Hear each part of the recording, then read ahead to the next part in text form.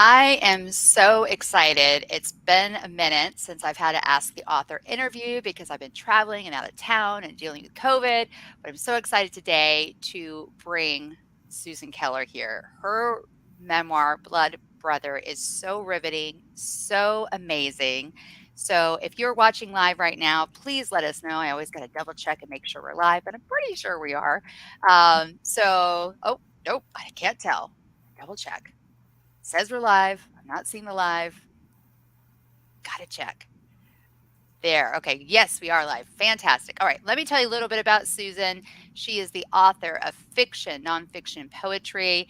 Her book, Blood Brother, is the story of curing a rare and aggressive lymphoma by getting a stem cell transplant. But there was a problem. The only person in the world who could save her life by giving her those stem cells was her brother, Johnny, who had vanished 30 years before she had gotten sick. So her only hope of survival was to find a man that no one, not just Susan, but no one had seen or heard from in 3 decades. It is an incredible story. Susan, thank you so much for coming on and doing a deep dive into your book. Thank you, Andrea. I'm so happy to be here. Thank you. Oh gosh, I'm thrilled. I love the book. I want to start off with you are very, very specific about, you say denial. It's a very dangerous state of mind. So tell us what you meant by that because you had some symptoms that you ignored. Yeah. I first noticed a lump on my neck September-ish, 2000 and whatever, so long ago.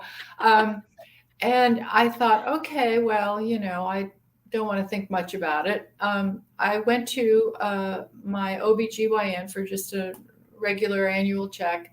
And I said to him, by the way, I've got this lump on my neck and I think it might be getting bigger.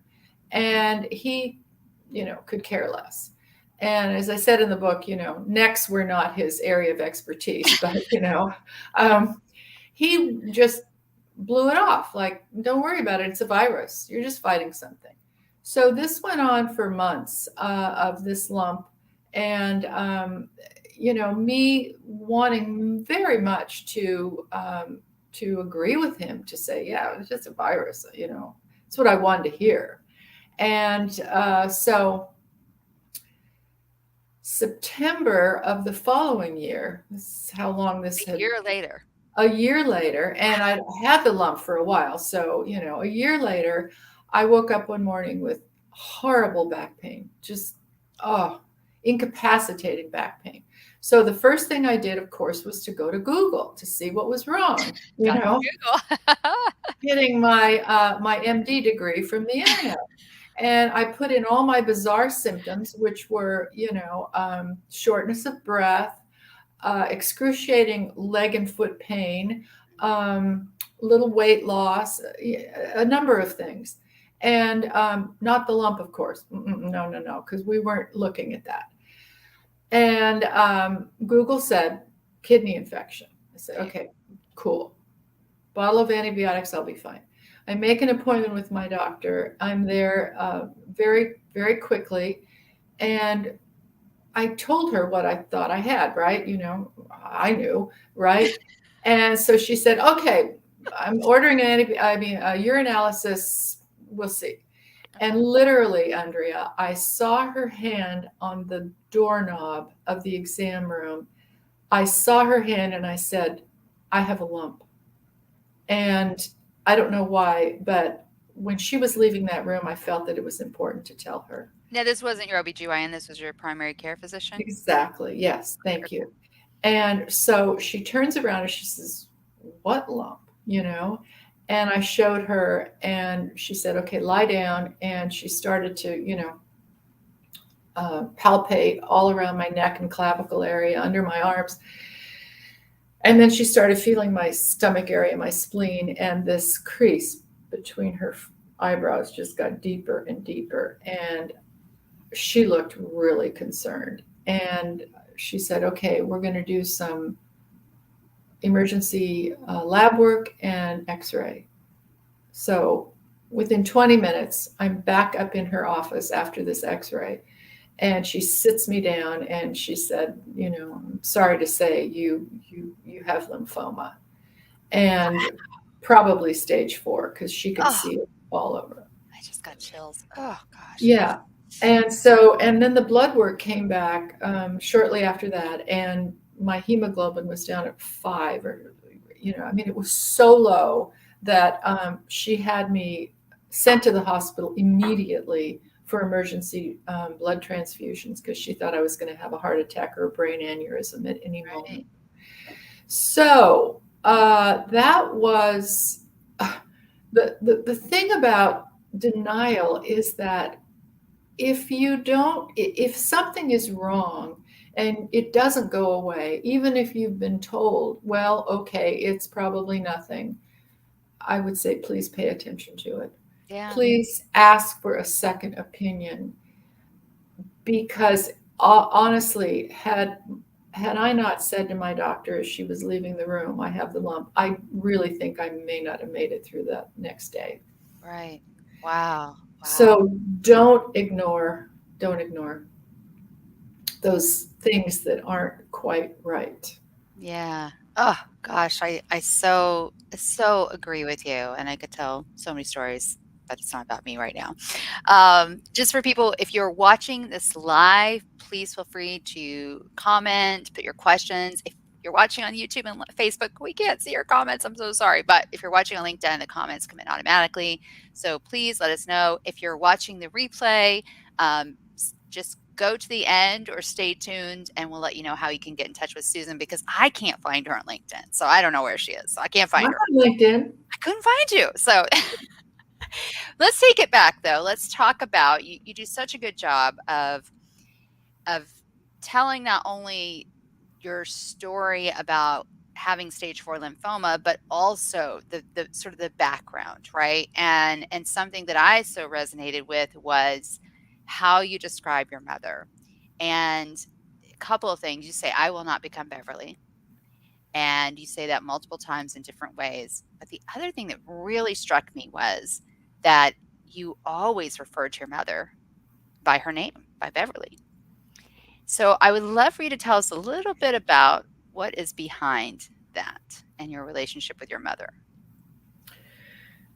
Got another couple hours? No. No, we don't. No. You Okay. get 60 seconds and then we're Yeah. moving on. Well, my mom and I had a really, really tough go of it. And for a number of reasons. But one of them was that my mother spent most of her life in bed. And this is one of the things, that I will not become Beverly. And she was, I think, agoraphobic. She did not want to be out in the world. She had a wonderful childhood, wonderful, loving household, money, just everything she could want. And then she married a man she never loved. And that began her downfall. And the last time I was in Dallas to see my aunt, her younger sister, she said to me that on her wedding day, my mother told my aunt that she did not love my father. So it Oh, was a downward spiral from that moment. And I think well, no, I know she withheld herself sexually from my dad. And he became more and more depressed. He started drinking more and more. And, eventually they divorced. And my mother was also very disappointed in me. She was very disappointed in everything about me, my looks, my attitude, my grades, my everything. what she said Nothing, about your looks was just awful. nothing pleased me. Awful. Nothing pleased her. And so, with her disavowal of everything about me and my father's abandonment, I carried this, I still carry it, this wonder of like, well, am I any good? I kind of hope so. But when I Let's told when I told my mother that I had cancer, My brother and his wife had come to LA from San Diego to make sure she wasn't going to just completely fall apart, because they were afraid that she would not be able to, accept the news. And they were there with her. And I told her, Mom, I've got lymphoma. It's bad. It's stage 4. And she goes, everybody I know is getting cancer. That was her Oh response. my God. Oh, Everybody I know is getting cancer.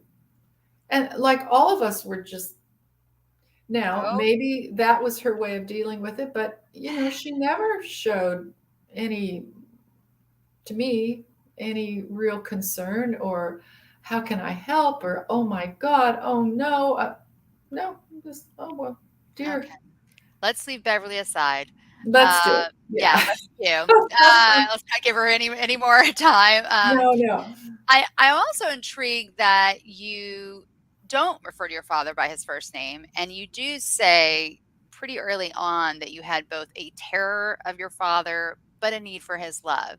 And I found that really intriguing because I wouldn't say terror, but I was a little scared of my dad. I was, Mhm, and I definitely.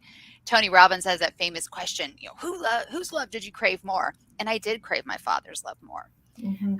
So tell us a little bit about your father.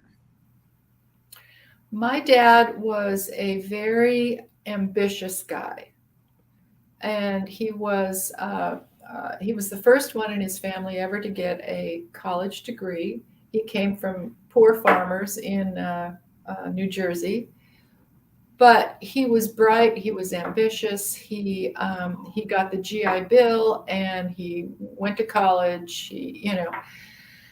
And he also was he also was unable, really, I think, to express much in terms of feeling. He never hit us. My dad did not hit us. My mother did. My father didn't. Was But your he father yelled. part of the GI generation? Yeah. Yeah. Okay. Yeah. Yeah. He was born in 27, and went to the Merchant Marine at 16. He left school, left home, went into World War II when he was 19, and then got the GI Bill and graduated from college maybe in the early 50s sometime. Anyway, he was smart, ambitious. He wanted to make his way in life, and he married a woman he desperately loved. He Oh, adored my mother, and she could care less about my dad. oh, It was that's such a toxic imbalance, yeah. just so sad. And there was no fixing it, honestly. As Oh, I look back on it now, there was no fixing it. And let's talk about Johnny. So we mhm. have a lot to get through. Also, want to say shout out to Tim. Hey, Tim. He said hello in the comments. Tim is also a cancer survivor. Um, Hi. yeah. Uh, so Johnny is the youngest. Correct. Tell us a little bit about Johnny and what happened, especially with your mother. And then, which kind of answers that question, why did Johnny disappear? And Mhm. also, I wasn't real clear about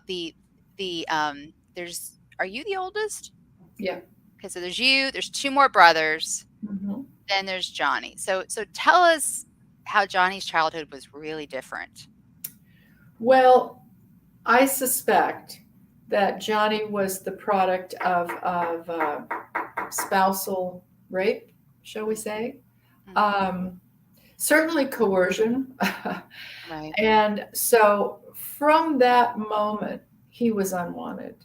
Oh, And also, my mother had 3 other kids, yeah, yeah. and, she was busy. And the last thing she wanted was another child.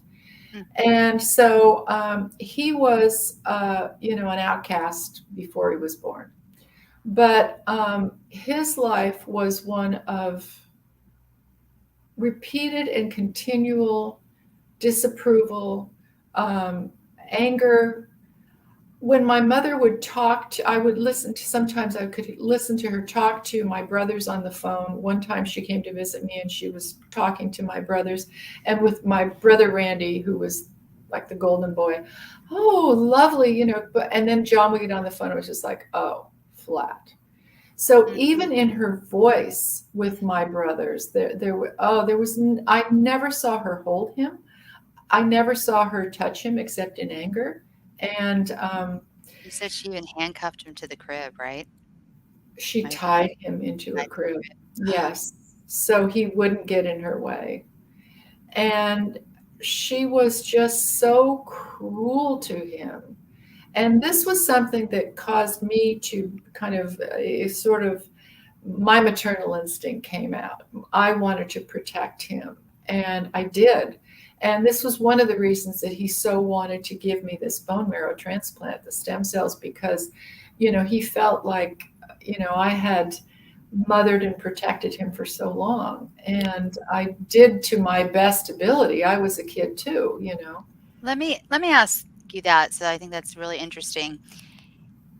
Even though you tried to protect him and did protect him as much as you could, he still disappeared. And not just from your life, but from your brothers as well.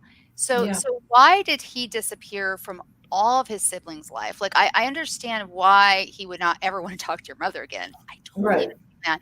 But how come he completely vanished and wanted nothing to do with his siblings? Um, Two reasons, really. One is that he was so thoroughly convinced that he was the black sheep Mm. that he was not able to feel that he measured up to the rest of us. So he always felt lacking, and that that propelled him into a life that none of us would have chosen for him, which was a life of Oh, hold that. We're gonna get to that life. okay. Uh, hold that. So he thought he was a black sheep, and what else? What was the second reason you felt like he was? Well, the other thing about our childhood too was that, my dad was gone. He married again immediately after divorcing my mother. In fact, I think he may have married before they were remarried, even before they were divorced. He adopted his second wife's daughter immediately. I Mm. was completely replaced, thrown to the curb, like, okay, we got somebody else here. She's really cute and young Started and over. He started yeah, over. Yeah. exactly. So, okay, so uh, mom abused him, dad abandoned him, and he has always had an intense interest in the biological sciences, which led him to his choice of vocation, shall we say. Yeah. Okay, we will get to that. Um, so you haven't spoken to him in 3 decades. You I had spoken to him. okay, you had Um, not seen him. I had not seen him. No, I had spoken to him. I had a phone number for a while, but then But you didn't. Then you didn't, right? Um, he moved and never told anyone where he was. so finding him, so interesting because I kind of feel like I mean, he truly is off the grid because I feel like on the internet you can find almost anyone these days. But tell us that story of finding him and your friend with the numbers and just how that all came about because I found it so interesting. Well, I opened the book with the message from my oncologist that my two other brothers were not a match Yeah. for me to donate the stem cells. And there was no one in the international database. So I was at a loss. I absolutely had to have a bone marrow transplant in order to live. My lymphoma was so aggressive. It was anyway. So her words to me were, "Find him, you must," Yeah. which I also thought would be another good title for the book. If I didn't have, Blood Brother, a memoir, "Find him, you must." So my husband and I looked and looked online, and I called numbers that I'd had decades ago. It was truly decades ago. Um, None of his friends knew where he was. my one of my brothers went down to the Huntington Beach area, Southern California, because my Johnny was a surfer, and so he was looking all over the beach communities, asking people. Nobody knew. And those communities are, at least back then, I don't know about anymore, but they were very tight. I mean, they Yeah, all knew each other. I mean, I that's thought that right. was reasonable what your brother did to find Johnny. Yeah, no, really, he tried, and friends of mine, of course, knew that I was looking for him, and the internet, of course, nothing. And one day, a friend of a friend, a woman I had never met, knew nothing about me, I knew nothing about her. She called my friend Ann and she started complaining about this search engine, Zabasearch. And Zabasearch, now I don't know if they're around, but they were then, they would post your personal information, name, address, phone number, telephone, without you knowing it.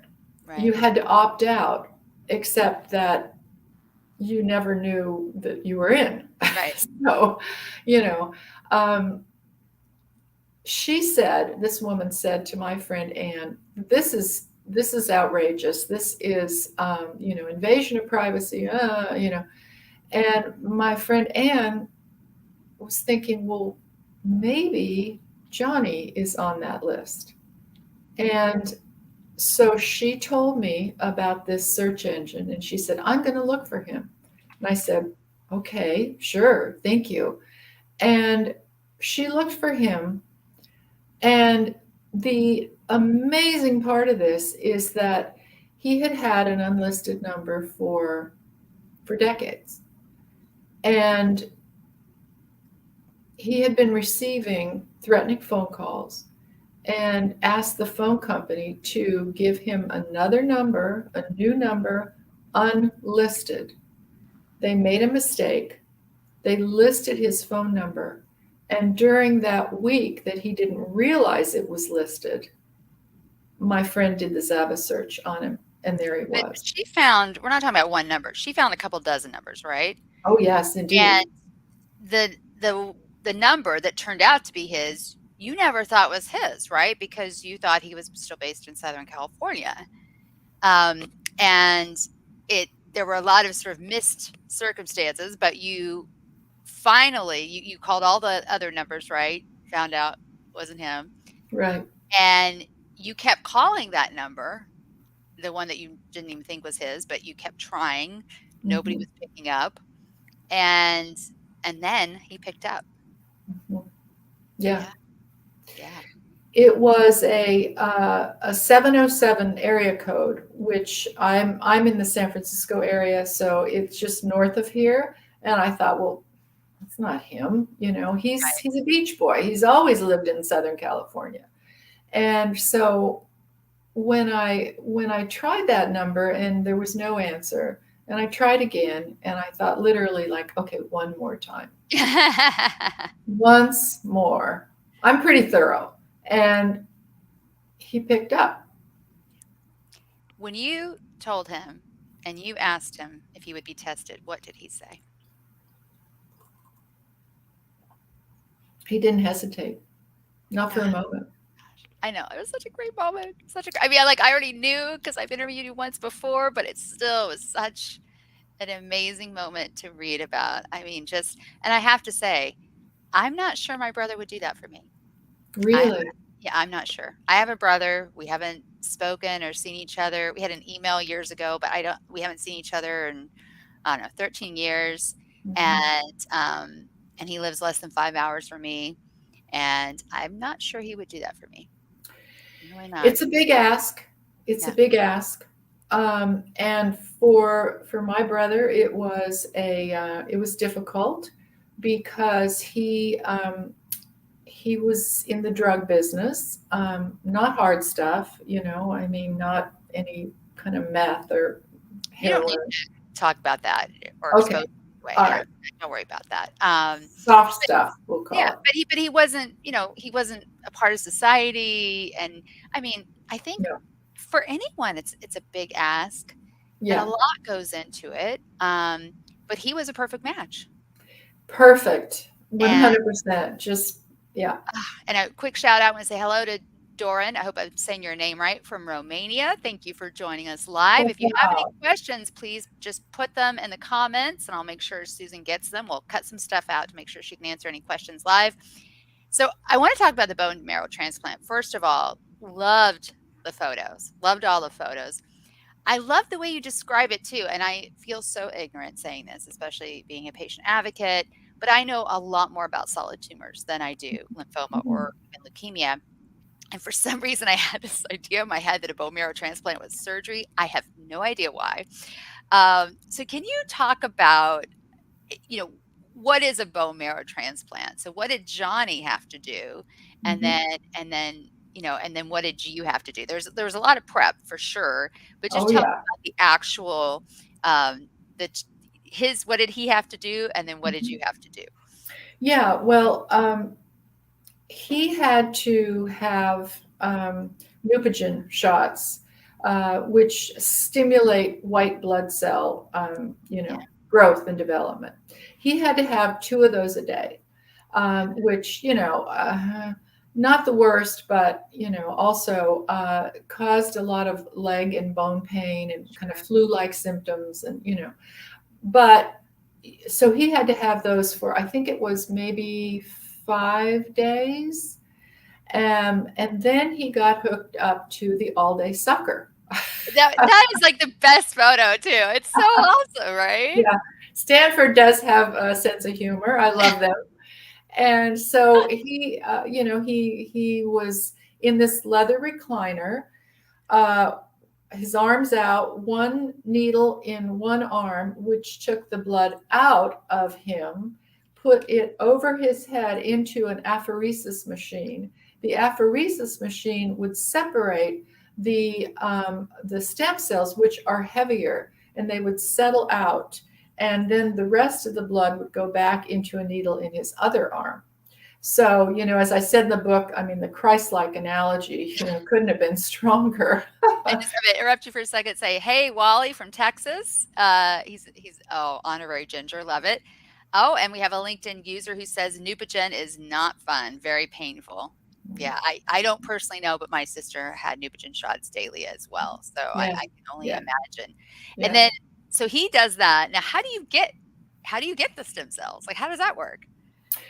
It's actually a really beautiful experience, because up above this apheresis machine is a bag, a plastic bag, where the stem cells settle out.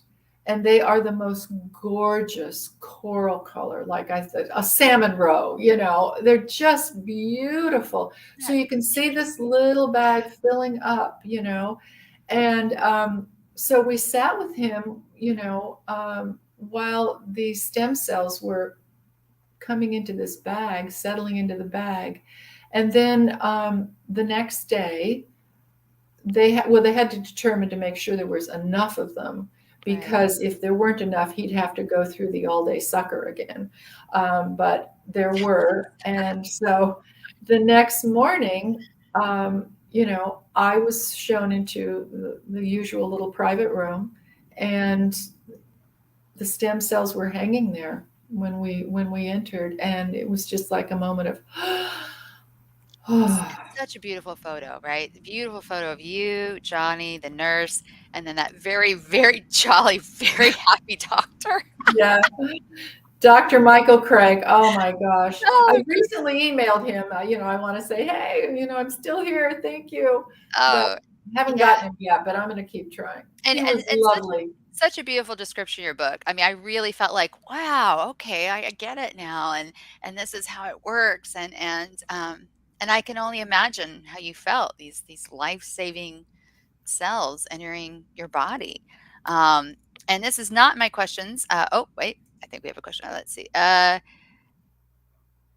wow. Okay, so Darren says, or Doran, faith important in overcoming the battle against cancer? Oh my gosh, you just set up my next question. Thank you. I will get to. Thank you. God bless you. My grandmother died from intestinal cancer, and my father is suspected of having cancer. Oh my gosh, we are so sorry, and hope everything works out for your father. So let's talk about Doran's question. Is faith important in overcoming the battle against cancer? And I'm going to add this to it. You said two things that I personally connected so deeply with. You talk about how there may not be a why. There may not be a why. I think people are always looking for the why. Mhm. And you also talk about how people who say that negative thinking is a cause of suffering, that's totally outrageous. And Mhm. again, I connected so deeply. So, can you talk about and answer Doran's question about faith in relationship to what you also talked about in the book? I don't think I phrased that very well, but you know what I mean. Yeah, no, no, no. I mean, I think that, first of all, the definition of faith can be looked at a couple of different ways. Mm, I will say one thing. I really felt that this was not going to kill me. I mm. had faith that I would survive. I really believed it. I don't know why. It came across really strongly. It did. Yeah, Yeah. yeah, yeah. And I'd gone to an organization in Sausalito called the Center for Alternative Thinking. Was it? I think that was what it was called.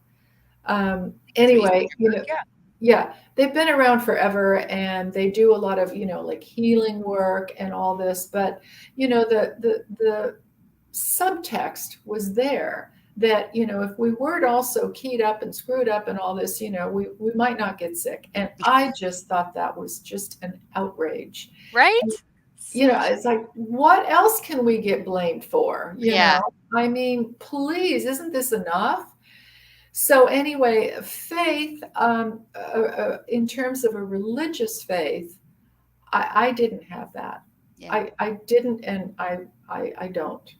It's not me. Um, I had faith in my body to heal. I had faith in the medicine, the Western medicine I was receiving. Did I you had have faith. faith that you would find Pardon? Johnny? I'm sorry. Did you have faith you would find Johnny? Oh no, no, no, no, Had to no. ask. Had to Yeah, ask. no. Thank you for that. I no, actually. But for some crazy reason, I mean, maybe go back to the beginning about denial. I was not, I denied that this was going to kill me. I just didn't think so. Now, I suppose a lot of people do feel the same, and the outcome is different. Yeah. So, you know, Well, I also want to say hello to Steven. Steven says his brother was also a 100% match.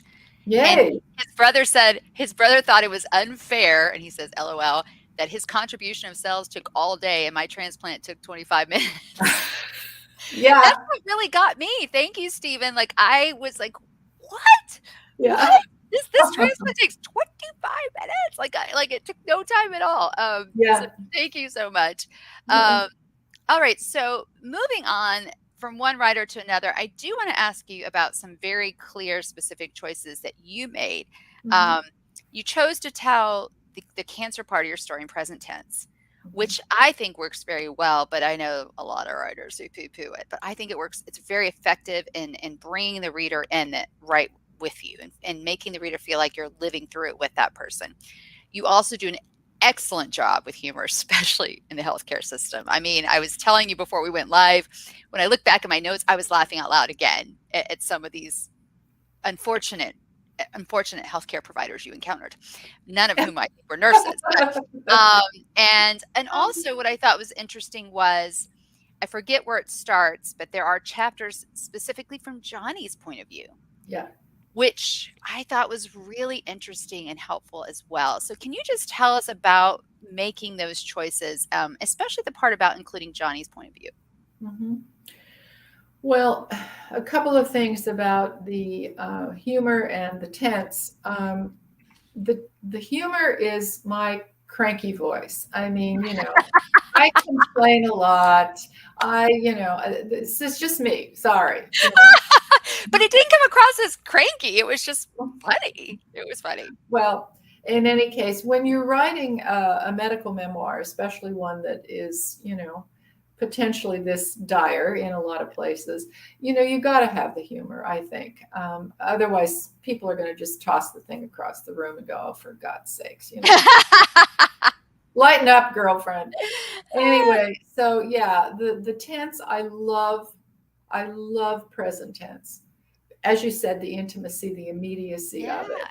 I'm writing a second book now called Flask, and I'm doing the same thing. I'm trying to put a lot of humor in it using first person, etc. But point of view, interesting that you mentioned that the chapter right after I get Johnny on the phone, immediately after that, it switches to his point of view.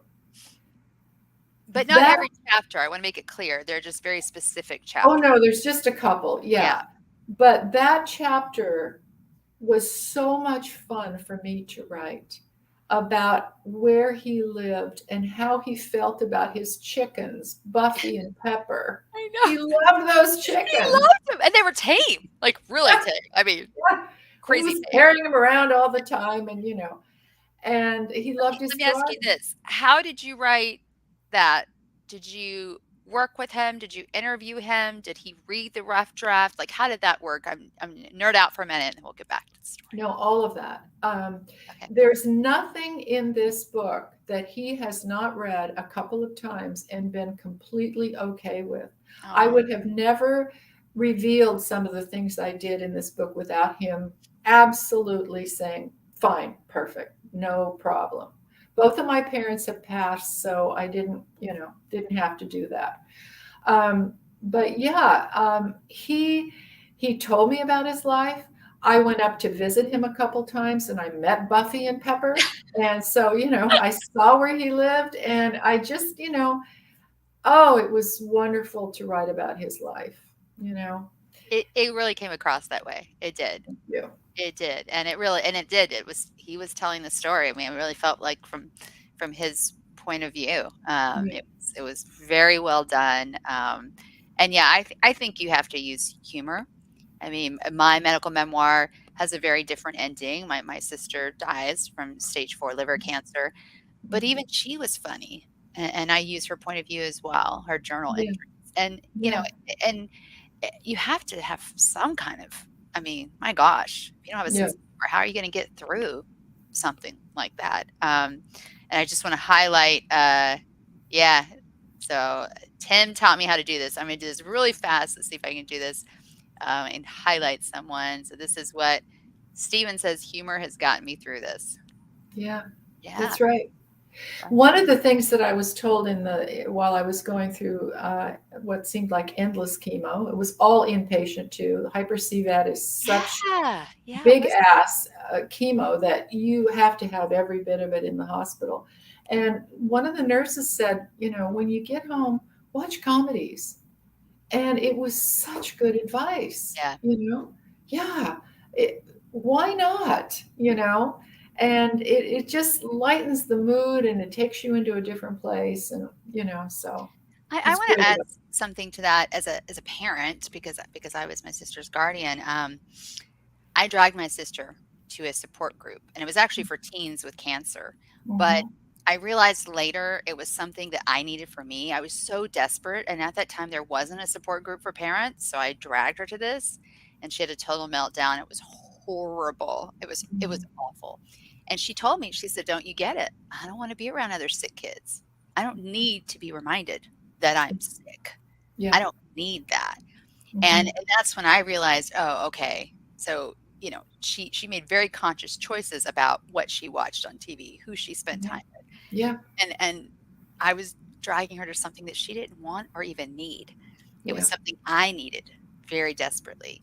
I wanted to connect with other parents, and Mhm. I'm sure there are more support groups now, but I felt so terrible because Mhm. I didn't I get it. I really do. I mean, I went to maybe one or two support groups. One was the Center for Alternative Thinking, and it just like I wrote in the book. There was a woman in there drinking her and her husband's urine. It's What? I didn't oh remember that part. yeah, Oh, no. Oh, yeah. no. Yeah, no, that is an Asian, many millennia old tradition. India, Asia, China, whatever. Yeah, they drink urine to cure or help cure cancer and maybe other maladies.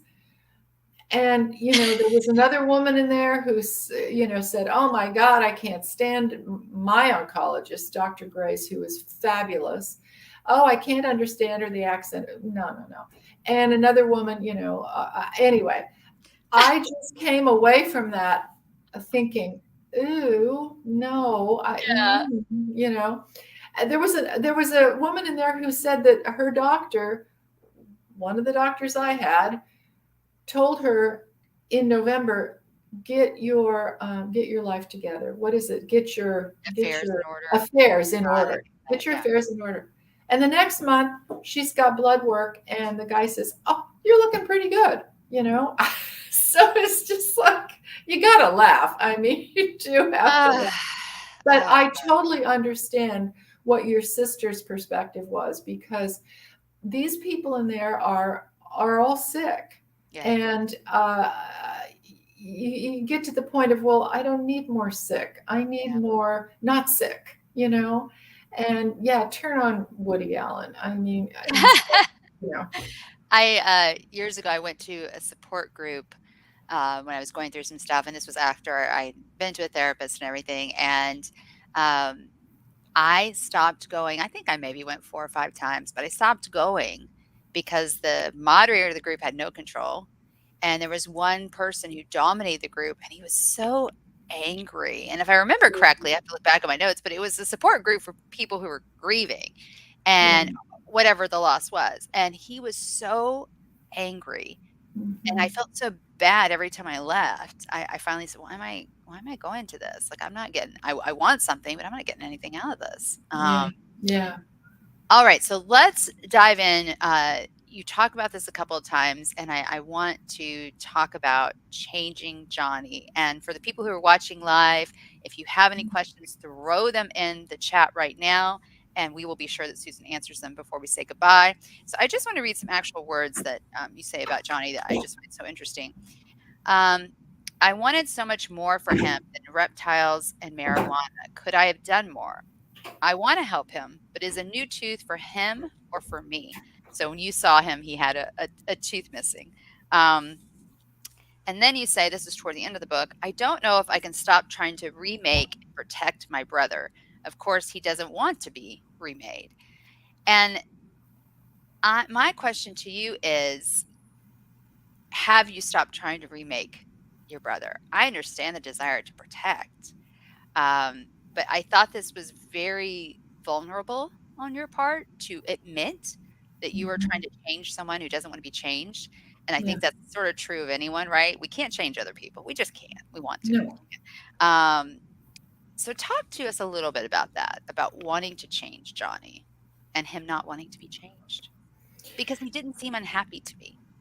No, it doesn't have anything to do with happiness or his frame of mind.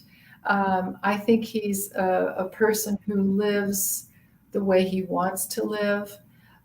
He has friends. He enjoys walking in the woods. He enjoys his reptiles. His I think the main uh, uh, income that he has is from raising and shipping rare geckos around the country or Right. the world. So I mean, it's like, okay, And he's he's liked reptiles since he was a kid. yeah, Yeah. he's always loved reptiles. He's also that's a herpetologist. He's also a mycologist. He's an expert in mushrooms. He's a conchologist, which is expert in shells. He's very, very well well studied in Oh, he those. seemed brilliant, and you even Yeah, say something about him being the most brilliant he child. is. He's very, very bright. He's also, done a lot of work in Buddhism and meditation and all that. So I think in terms of his state of mind, yeah, he's really he's in a very satisfied place. He seemed that He way. He Yeah, really did. He Yeah. doesn't drink or smoke or do any kind of drugs whatsoever. Never. No wine, no, nothing, unlike his older sister. Which I appreciate, by the way. Yeah, yeah, no, You're that's like, I gotta have a glass of Chardonnay. yeah, exactly. So anyway, but the changing and protecting is on a very sort of everyday fundamental, like, I asked him, I said, how many quarters do you have in Social Security? And he looked at me like I was speaking Greek. It's like, well, I don't have 40. So it's like, well, honey, what are you going to do if you need a job? Well, I got a job. I raise geckos. Okay. And so, I worry about him. And Yeah. yeah, he was on a bicycle, he got his front tooth knocked out. So I sent him a bunch of money and he still doesn't have the front tooth. And Yeah. that's fine because he needed the money for something else. And I will step up if I need to. And I kind of think I will, at some point financially step up to help him because he doesn't drive. He's never driven a car. Yeah, because he lost his peripheral vision, Yeah. which kudos to him for realizing he probably shouldn't be driving. I mean, Yeah. No, um, he yeah, so doesn't drive. So it's like, okay, well, getting a job is harder if you don't drive, but still it's not impossible. And I just don't want him to get sideways of the law, right? Well, he used to grow pot. I don't know that he can grow it anymore because he's got a very small place now. It may just be the geckos, hanging out. But I want to keep protecting him, but in terms of protecting him, it may be trying to change him as well. You yeah. know, I really appreciate it. I actually was just at the dentist yesterday getting my, whatever, cleaning, every 6 months. And I had just seen a photo of my brother on Facebook, and as I told you, I don't have a relationship with him, and his teeth are just trashed. oh, Trashed. And so I'm asking my dentist, "Is this meth? Like, what is this?" yeah, And it was actually a great conversation because, 1, I learned it's not really the meth itself that causes the decay. And then I've since found out it's probably not meth. I found out from other relatives and stuff, but it is total just, neglect of his teeth. I mean, he is losing right. all of his teeth. And he's younger than me. And Mhm. I just, you know, I unlike you, I'm not going to offer to help him. I'm not, 1, in a financial position to really do so, but 2, we don't have a relationship Yeah, at all. But seeing his teeth like that, I was worried. yeah. I was really worried. It's an indicator, Andrea. It's an indicator of other bigger issues in somebody's life, I Yeah, think. You I know. agree. All right, so we do have a question here from our LinkedIn user.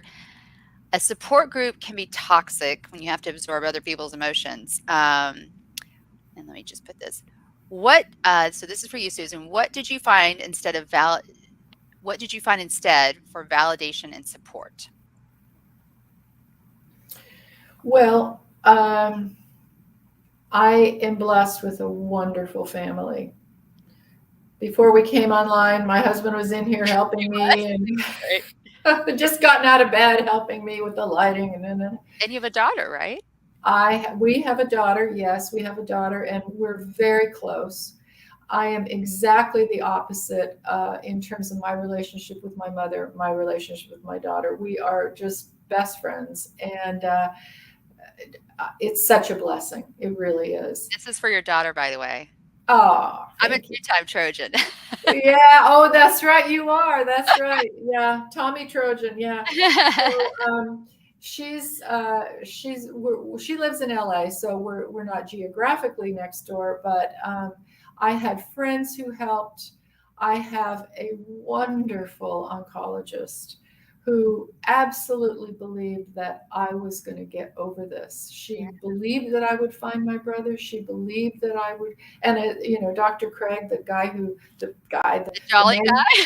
yeah, I who love him. did the stem cell transplant. He said to me, "I think this is a cure for you." Yeah. And, when you have mantle cell lymphoma, cure is not a word that gets thrown around a lot. Yeah. And so I think, the support of the medical teams primarily, not entirely, but people make mistakes. I had a lot of good medical support. I had an amazing insurance plan. And I write about this a little bit in the book about, when people have to make a decision. Do you sell your house in order to get medical care that's Yeah. not a promise to be a cure? What do you do? I mean, and fortunately, we didn't have to make those kinds of decisions. The medical care I had at that time was the Cadillac. Thank God. My husband got it through his work. And all we I paid wanna say for, I was a little surprised too because of the Kaiser aspect, right. but it did sound like you had an amazing healthcare plan. The only thing we paid for were our long distance phone bills. Wow. Cell phone bills. That's all we paid for. I had to be at Stanford for 3 months, well, a little more than 3 months. And during that time, we had a very nice apartment that Kaiser paid for. Yeah, Kaiser that paid blew for, my mind, by the I way. know, Kaiser Blew my paid for mind. my brother Johnny's apartment while Yeah, he was there. So, I mean, we had such good care from that perspective, and yeah. friends, and, my mother never really came around much, but that's okay. That's all That right. is okay. And oh, and this comment is from Cynthia. Hey, Cynthia. I just met Cynthia recently at a conference. Please connect with me on LinkedIn. I think that's why I can't see your name. So I want to throw up this one last thing before we say goodbye. Please, if you want to get in touch with Susan, go to her website, susankeller.com. You must have gotten that website like 20 years ago. Yeah, But go, yeah. you did, right? You did. Been Um, around, yeah. yeah, I reserved my name long before I ever had my website, trust me. Yeah. So yes, go to susankeller.com. I highly, highly recommend her book. And Thank God you. knows, I think right now Goodreads has me reading like 10 or 12 books at the same time. I'm always reading a lot of books, but I'm always reading somebody's book about cancer, whether it's more straight nonfiction or a how-to or a memoir. And this is definitely like one of my favorite memoirs. I just was so touched. And I know part of that was because I just related so much to your relationship with your mother. Mhm.